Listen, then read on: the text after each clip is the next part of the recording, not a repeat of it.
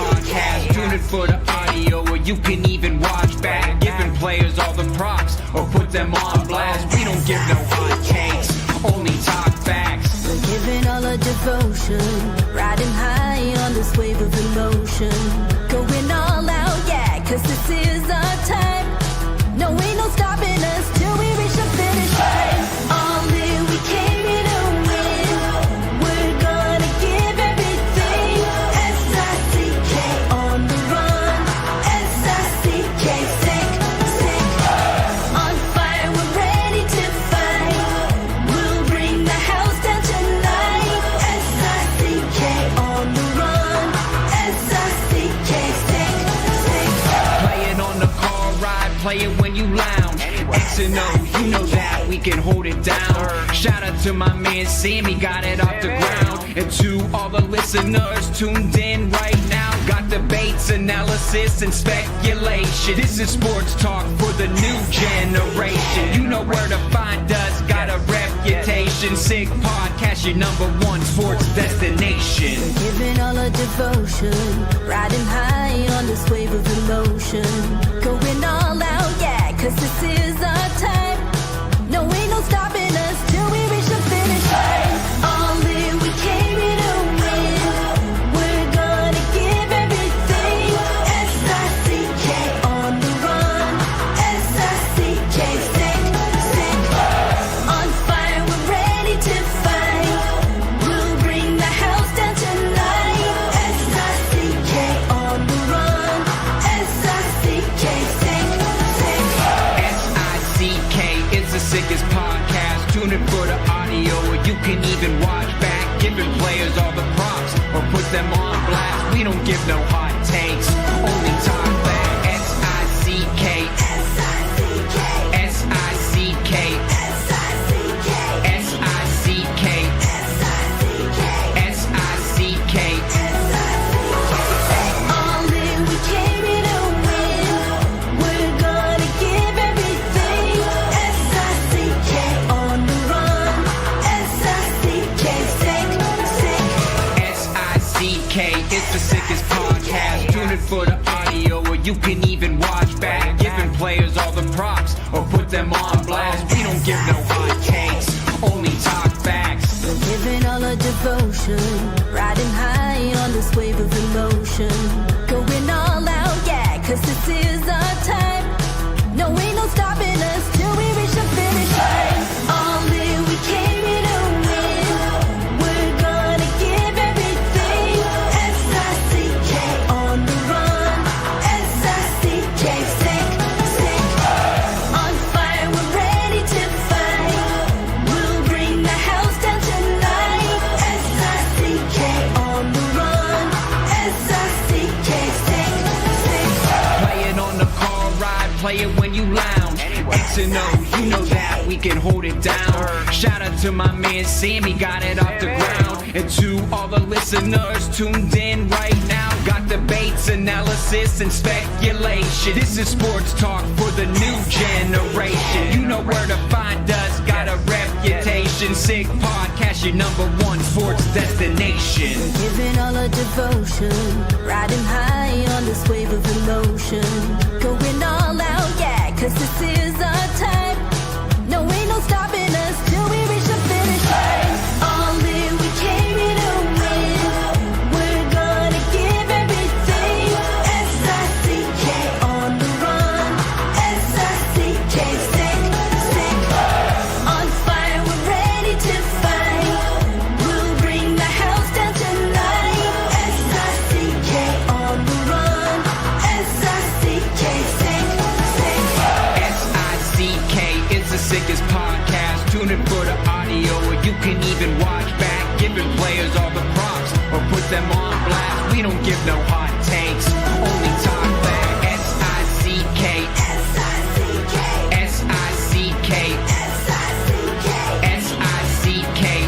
S-I-C-K. Turn up your volume. Because you're about to listen to The Sick Podcast. With Tony Marinaro. 55 seconds left in the penalty, a minute and 27 seconds left in regulation time. Boston 4, Montreal 3. Lafleur coming out rather gingerly on the right side. He gives it into Lemaire, back to Lafleur. Oh! The sickest Montreal Canadiens podcast. You're in the ball! Sports entertainment like no other. Rejoint, on lui fait perdre la rondelle, une passe devant. Et c'est le dégagement et ce sera la victoire des Canadiens. Stanley pour les Canadiens, le 23e de l'histoire. You found the dogs! John, you found the dogs! He found the dogs! And all together, they worked a young team to the top.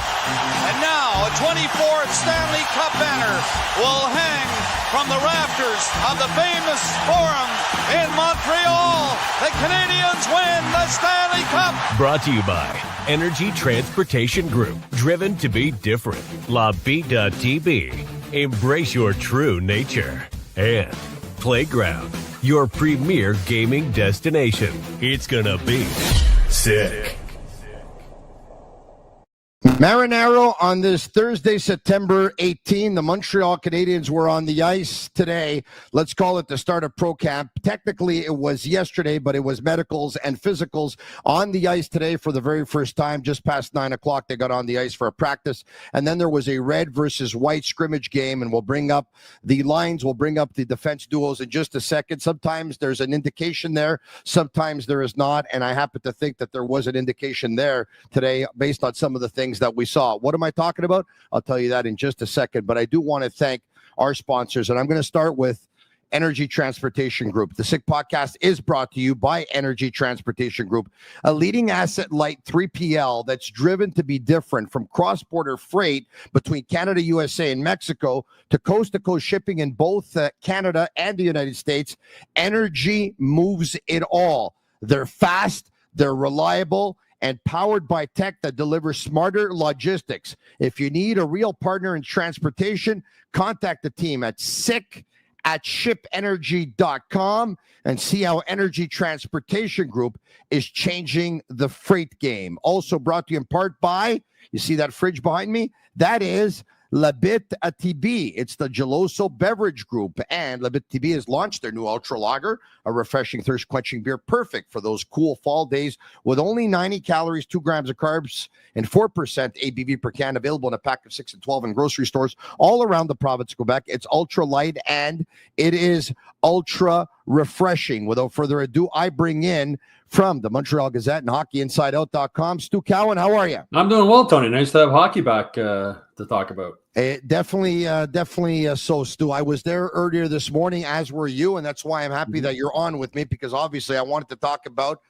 today's practice and today's scrimmage with someone who was there. So thanks for accepting the invitation, Stu. Without further ado, why don't I bring up the practice lines and the defense pairings from earlier today. All right, okay. Group A, Group B, Group C, and you have those are the players that were there. Actually, what I should do is actually also bring up the lines. Okay, so what I can do is I'll do this and tell you that red played versus white today. That was B and C that played today. Correct. Mm-hmm. And on the red team, Noah Dobson's defense partner was Mike Matheson. Mm-hmm. All right. Matheson, left-sided defense. Dobson, right-sided defense. I could also tell you that on the red team, of course, Nick Suzuki formed a habitual line with Cole Caulfield and Uri Slavkovsky. I could tell you that on the white team, there was a line of Alex Newhook centering Zachary Bolduc and Owen Beck on the wing, which I thought was interesting. Mm-hmm. There are other things that stood out that we'll talk about. But Stu, why don't we go with this? Oh, and by the way, Jake Evans was centering a line with Brendan Gallagher and Josh Anderson. So, Stu, I'm not surprised by these lines whatsoever. I actually talked about it on Kojiko Media 98.5 FM Montreal a couple of weeks ago with Mario Langlois on his show, and I said, look, Jake Evans lost 2 line mates, Heineman and Armia. Mm-hmm. Gallagher and Anderson lost their centerman in Dvorak. For me, it makes sense that Evans takes Dvorak's spot on that line in between Anderson and Gallagher, And if Kirby Dach's able to start the season, which he's got that date circled on his calendar, at that point, there will be Zachary Bolduc and Alex Newhook on a line together, and Newhook might play center, or he might end up playing wing if a guy like Veleno or Kapanen, for example, ends up playing center. Or, who knows, he might play center with Bolduc, and maybe Florian Jacquet ends up on the wing. Now, we'll have to wait and see.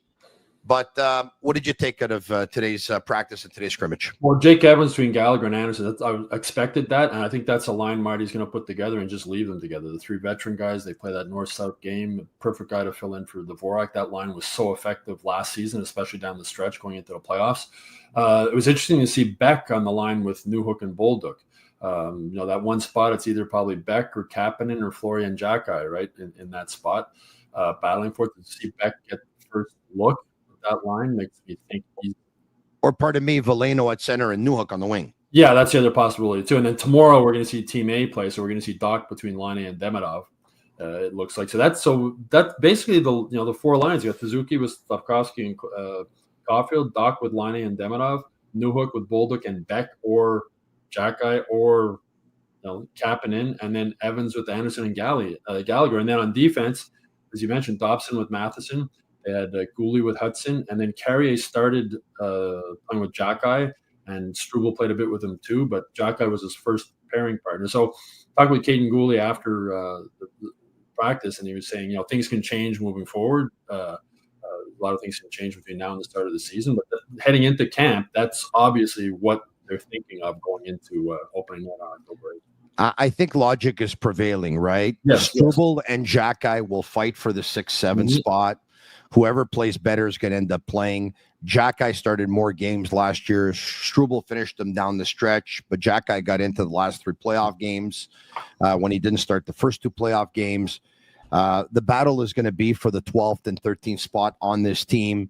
Logic is prevailing, I think. Now, some are probably surprised that Matheson was paired with Dobson, but it was always a possibility. Matheson's a lefty, Dobson's a righty. Matheson logs a lot of minutes. Dobson logs a lot of minutes. I mean, the most experienced guys they have, right, Tony? And 2 big boys too. And I was finish up my notebook this afternoon, and I was saying it makes sense because also they'll probably be matched up against the top offensive line in the other team, which sort of cuts down on the defensive responsibility for Hudson and Gooley.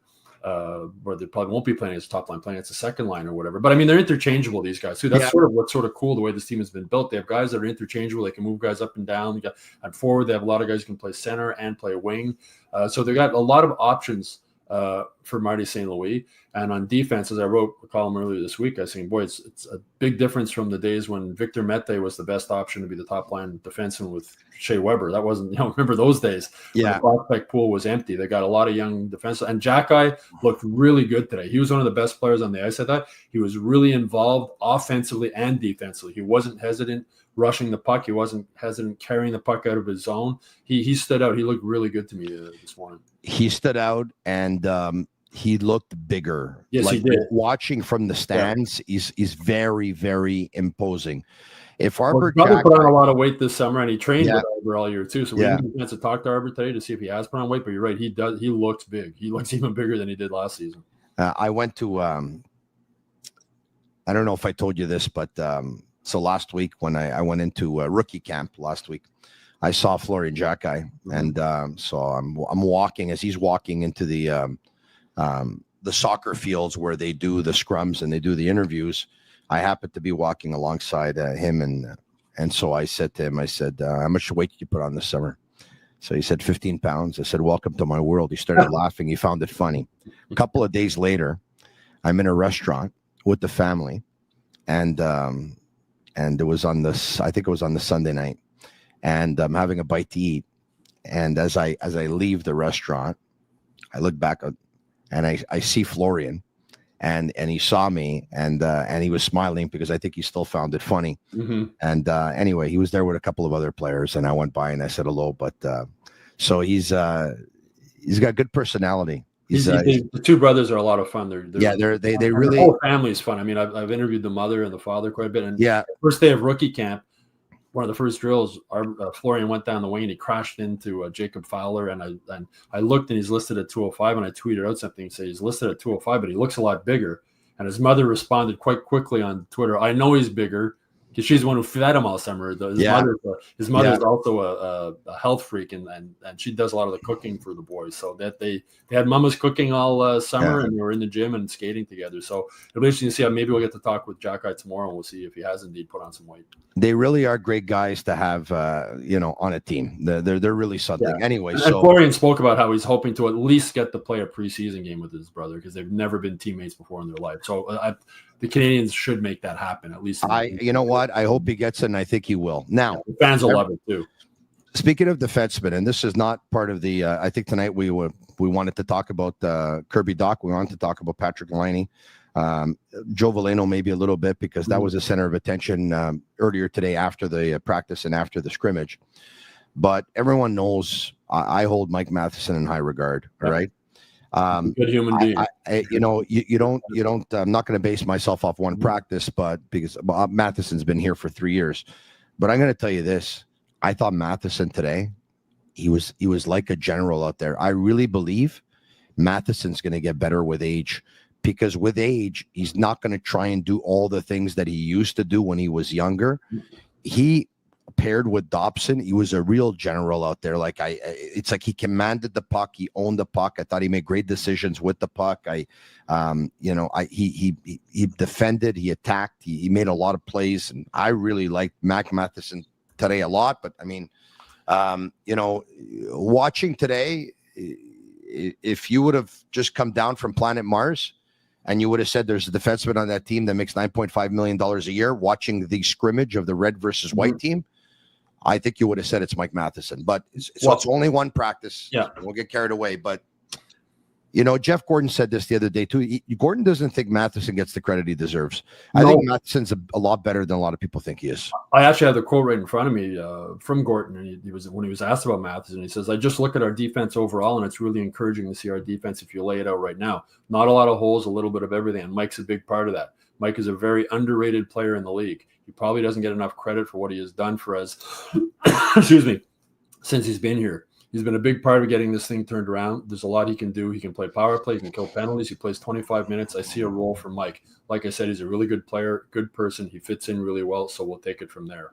And I think that says everything about Mike Matheson. And I was watching with Herb Zurkowski this morning when they were warming up before the scrimmage. I said to Herb, "Man, just watch Mike Matheson skate. He's an effortless, beautiful skater. He's one of the top skaters in the NHL. And that's what allows him to play so many minutes that he plays." And you say the addition of Dobson is going to make him so much better. He's going to cut down on some of his minutes. He's going to play with another veteran guy, another big body guy. And I expect Mike Matheson is going to have a really, really good season this year. And as I said, I mean, there's a reason why he led the team in ice time last year, right? He's a vet. They can trust him all situation. They took him off the number one penalty power play. Never bitched, never complained. Put him on the PK. The PK became a key player on the PK, a top 10 PK in the NHL. And he just told me many times, ever since he came to Montreal, all he cared about was making the playoffs with the Canadiens. And he experienced that last year, and now he's going to want to go even further. So he's a guy who wants to be here, loves to be here, respected in the locker room, character guy on the ice, character guy off the ice, good family guy.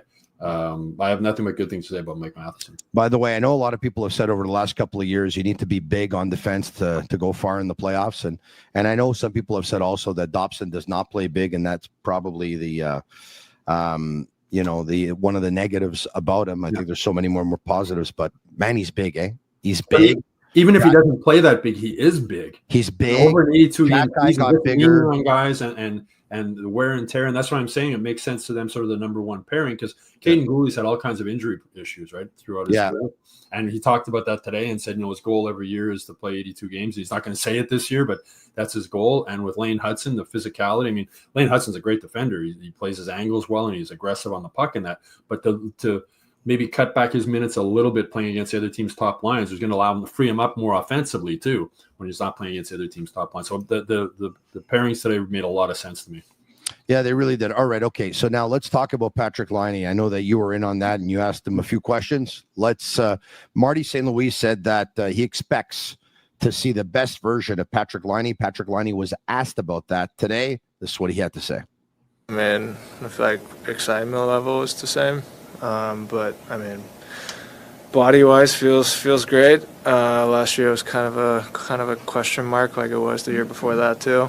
So it's been helpful to be healthy for the full summer and actually been able to work out instead of doing rehab. And then I think last year I skated twice before camp, and now I started in May pretty much. So it makes a pretty big difference. So it's the same mindset, but body obviously feels better than it has been for a long time, and so should be a good thing for me. Marty told us yesterday that we might see the best Patrik Laine version this year.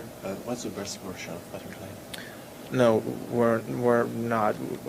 We might not, or like we will, or we will see the best version. There's no question about that. I think the best version is a guy who skates, guy who gets his feet moving, guys who's making good plays, who's responsible out there, hopefully scoring every now and then. That wouldn't hurt.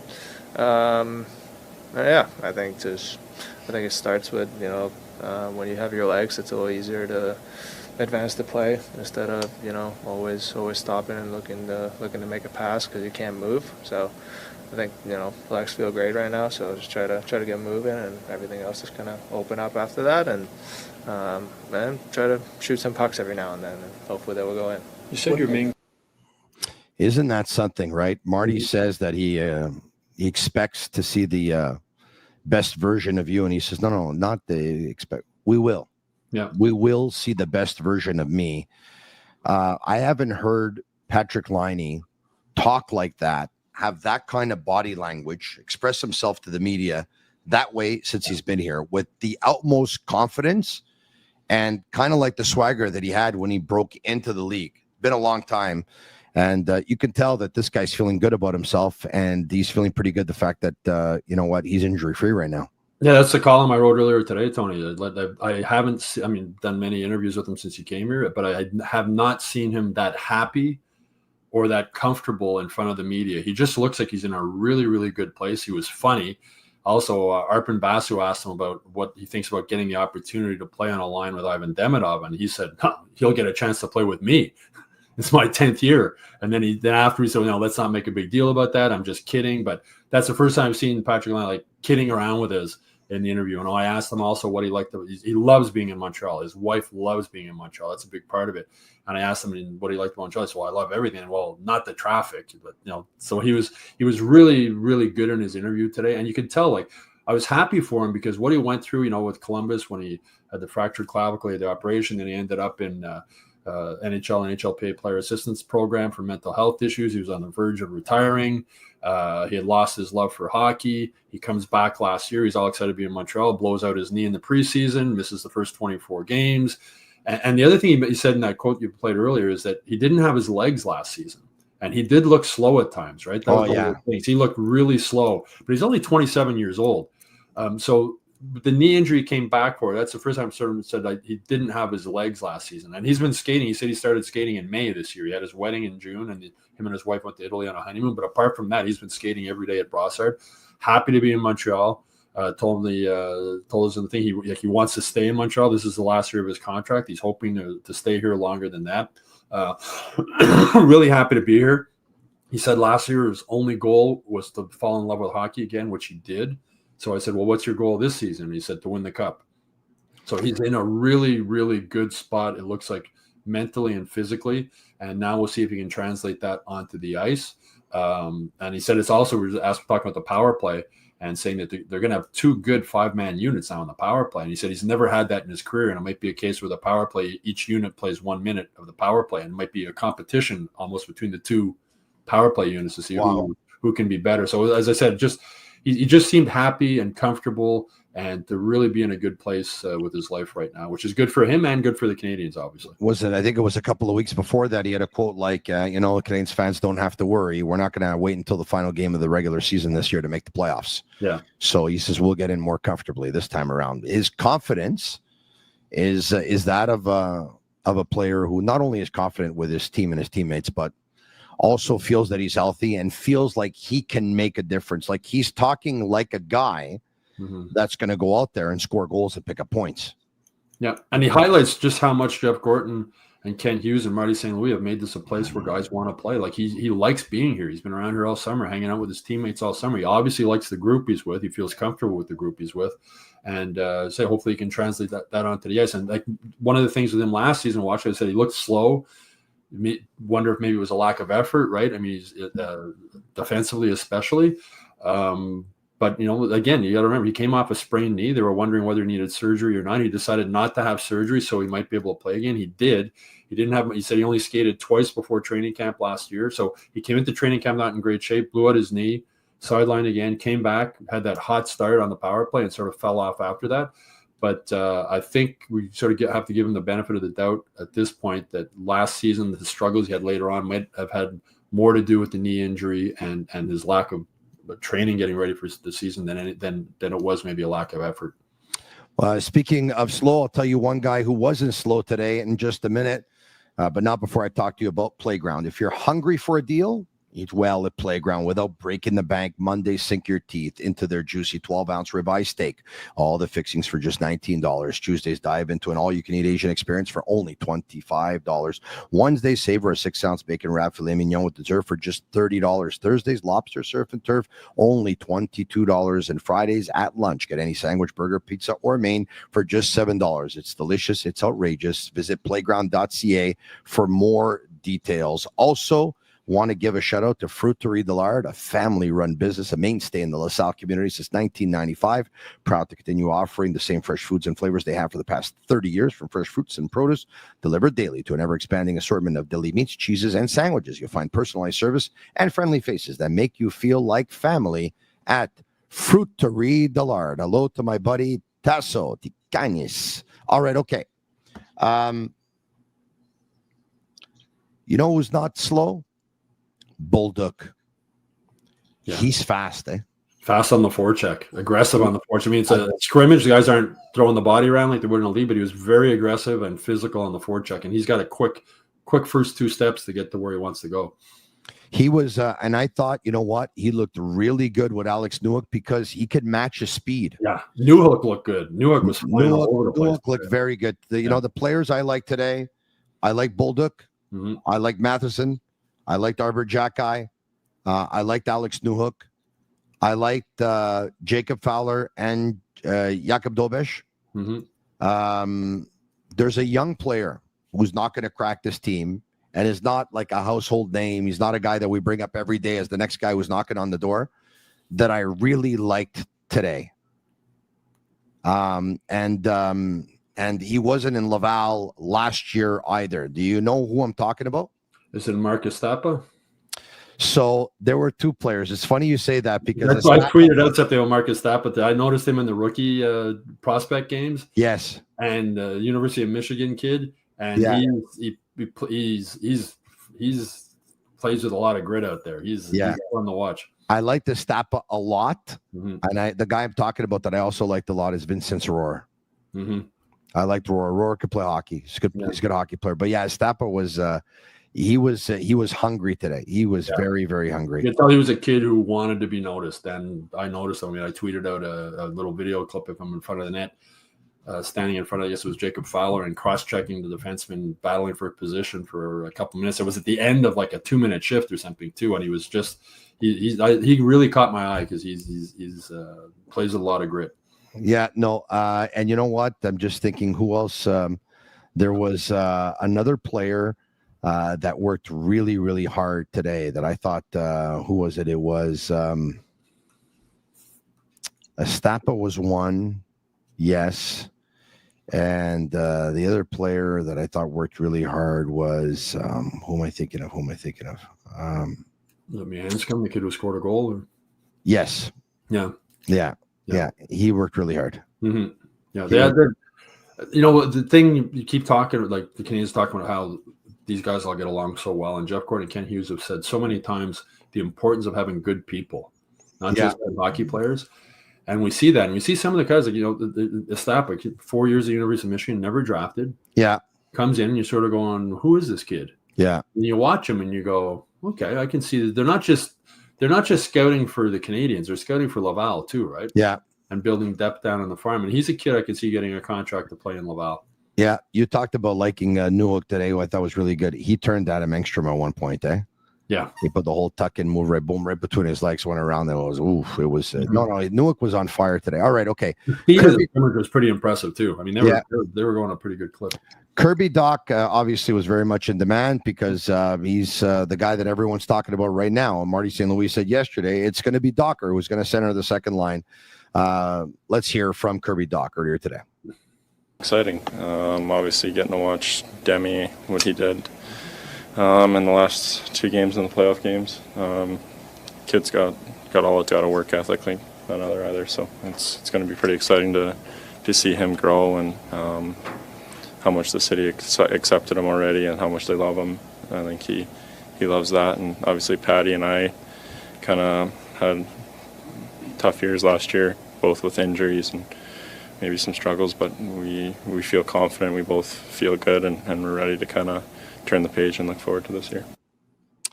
Doc, Laine and I both feel good. We had a setback last year. We kind of went through the same thing, but we're both ready to go this year. Yeah, you can tell Doc's getting tired of answering all the questions about his knees and his injuries, because at one point somebody asked, well, did you do anything different this summer? He says, yeah, I went off into the woods and sat and just grew a beard. And then he laughed and he says, no, I didn't. So he's sort of, I mean, it's been such a long grind for this. You're right. When I saw him in the interviews today, it looked like he was a player in game 70 of the season, answering questions. Yeah. Can't wait for the next 12 games to be over. So like that, if the season's over, like you can go home type of thing. Yeah. But he must have been answering them all summer by everybody, right? Oh, for the last 2 years, he's been answering them, right? 3 years, maybe. 3 years. 2 years for the knee, but 3 years. I mean, last year, the big story at the golf tournament was, can Kirby Dach recover and be the player that he was, right, after playing only 2 games the previous season? This year, can Kirby Dach recover? So he's getting, I mean, I feel for the guy. I mean, it's been so tough for him, both physically and mentally. He spoke about that. And Caden Gooley spoke about how he's trained with Kirby a lot out west this summer, and he said how determined he was in staying in the gym, and days when he wasn't even feeling good, he was still in the gym. And it's the last year of his contract too, right? And he's got a lot to prove that he can still be an NHL player, and we've seen what he can be at his best. And I was talking earlier about Laine and how the knee injury, he said he didn't have his legs last year, and well, you can almost say the same thing with Kirby Dach, right? Coming back from a knee injury, now coming back from a second knee injury, which is going to be even more difficult. But he said he's had October 8th circled on his calendar. Excuse me, he expects to play opening night. He said several times, we have a plan. I imagine that plan is he's not going to play too many preseason games, if any, or see what they do this in the scrimmage tomorrow, how much they have him involved in the scrimmage. And excuse me, but I think the plan is his goal is to be ready for opening. He's been skating a lot this summer. He looked a little bagged up. Marty had them skating hard, doing wind sprint type of things. And saw that. Yeah, he was tired, but so were other guys too. So for Kirby Dach, again, it's a huge question mark. We mentioned Joe Veleno. That's one of the reasons they went out and got him, right? Just to have that depth at the center position if things don't work out with Kirby and he can't play. All right. Okay. Doc looks like he mentioned it a couple of times today that I feel like I got something to prove here. Mm-hmm. Right. This is the biggest season of his young career. Yep. 6 years into the National Hockey League, signed a 4-year deal at just under $3.4 million a year, playing the final year of his contract. This is the biggest season of his career. And getting a chance to play with Demidov and Laine. Yeah. And Marty St. Louis yesterday, day one of camp, he said that Kirby Dach's a second line center to start camp. And I asked Kirby about that today, like just to have that pressure taken off that going into camp, you're the number 2 center. And I think that's a huge – Marty's so good at dealing with players and understanding what players are going through. And I think he knew yesterday when he said that, the confidence boost that's going to give Kirby and maybe just to relax a little too going into camp. Like, okay, I need to focus just on getting my knee ready to play opening night because the coach has already said that I've got the number 2 spot going into the season. And I think that's a good move by Marty. And just focus on getting ready and make sure you're ready opening night, and you're going to be the number 2 center. Having said that, I'm going to tell you this. I hope for Dach that he gets off to a good start of the season, because if he doesn't, should they drop a couple of games, like Newhook looks like he's ready to start the season like tomorrow. Yeah. And so if Dach won't be ready, Newhook will be ready. And if Laine won't be ready, Bolduc will be ready. So look, I expect Dach to start the season with Laine and Demidov, but should Dach and or Laine be slow out of the gates, don't be surprised if early on you see Newhook with Bolduc and Demidov. Well, Newhook and Bolduc were finding each other all over the ice today. They were. As you mentioned earlier, the speed, Bolduc's quick. He's quicker than I thought he was. And I think that speaks a lot to the guys being together so much this summer and skating together and working out together. And with Beck on that line, that's another speed thing, right? Beck's got pretty good speed. So, yeah, that line, I mean, Newhook stood out. Newhook was a really good thing. Newhook and Xhekaj are probably the two guys that stood out the most to me, along with Matheson, as you mentioned. But just the jump they had in their step, both of them, in Newhook and Xhekaj. Xhekaj was like every time he had a chance to jump in, either defensively or offensively, there was no hesitation. He was right there. Yeah, this is, speaking of a big year, it's a very, very big year for him as well, as it is a big year also for Joe Veleno. And we'll talk about Joe Veleno in just a minute, but I want to talk to you about Betway. You can get in on the action, whether it's hockey, whether it's football, whether it's basketball, whether it's MLS, whether it's MLB, whether it's any sport. Go all the way with Betway and get a free bet up to $200. First bet loses. Scan the QR code on the screen or click on the link in the details section to create an account. Redeem your welcome offer. Offer is only available for new customers. Terms and conditions apply. Offers not available in Ontario. Must be 18 years of age and older. Please play responsibly. Let's hear from Joe Veleno. C'est un des affaires que j'ai vu en signant ici. Il y avait des joueurs qui sont signés d'ailleurs agents libres. Ils ont perdu des gros morceaux. Alors, pour moi, c'est sûr que j'ai vu ça, puis j'ai gardé ça comme une grosse opportunité à venir ici. Comme j'ai dit, il y a une poste à gagner, puis je veux montrer que ça soit moi, puis je suis peu capable de jouer au centre, mais surtout à l'aile aussi, mais je pense que j'ai un centre naturel, puis j'ai de la confiance à mes habiletés avec ça. What are your early impressions of the culture? So there you have it. Joe Veleno says, listen, they lost some pretty important players on this team, but I look at it as such a great opportunity. And you know what? I have to come in. I have to show what I can do. I'm confident in my ability. I'm a centerman. I'm a natural centerman, but I can play the wing. But for sure, yes, I'm a natural centerman, but I'm ready, and I'll be ready. Yeah, he talked about how disappointed he was in himself for last season. And last season, he took a step backwards in his development. And he's been on the ice all summer. Even before the Canadiens signed him, he was skating with the guys in Brossard. And we've talked about this before, I think, Tony. Adam Nicholas is really one of the really key guys behind the scene in this rebuild. Yes. Director of Hockey Development. And he's been on the ice all summer with Demidov. He's been on the ice all summer with Veleno and everybody else who's been skating in Brossard. And I asked Veleno about it today, just the impact Adam Nicholas might have had on him. And his quote was, excuse me, credit to Adam. He's really good at what he does in preaching and teaching the good habits and having the right mindset. At the end of the day, guys want to skate. But I feel like here, guys skated with a purpose, and there was definitely a lot of meaning to our skates and high tempo. Even in July, guys were skating hard and trying to get better. The standard they hold players to here, it's ultimately up to the players to hold up that standard, but it was nice just to be a part of it. So I think that's just the summer skates weren't just guys getting out and throwing the puck around and playing shinny. They had Adam Nicholas on the ice all summer, drills designed for them. He said that he sends them videos all the time of different stuff they want to work on. I saw Adam Nicholas the other day I was at the rink earlier. Nick Suzuki was promoting some new shooter tutor thing that he's been involved with, and yeah, Adam Nicholas was with them. Who's a partner in that, eh? Who's that? The shooter tutor. That company is Enov Sport. Evento Sport, I think it is. Yeah, Patrice Bernier is involved with them. Correct. It's Enov Sport. ENOV. Mainly soccer, and now they're getting into hockey. Yeah. The shooter tutor. Patrice Bernier is. They came out originally with the rebounder, very, very popular, and Patrice Bernier is one of the partners in that. He was on the ice with Suzuki shooting on the board that morning. So when I saw Nicholas, he came off, and I said, "Do they give you a bed here? Like, do you just sleep here?" And he joked and laughed. No, I have a little room in the back, and they throw crumbs in every once in a while. So he's one of the guys I love to be able to talk to more. He's a real funny guy, but he's really a funny guy. Adam Nicholas is a funny guy. He's actually, you don't know when he's serious. You don't know when he's but he's no. I've booming voice in the rink. You can hear him all over the place. As I've written nobody loves their job more than Adam Nicholas.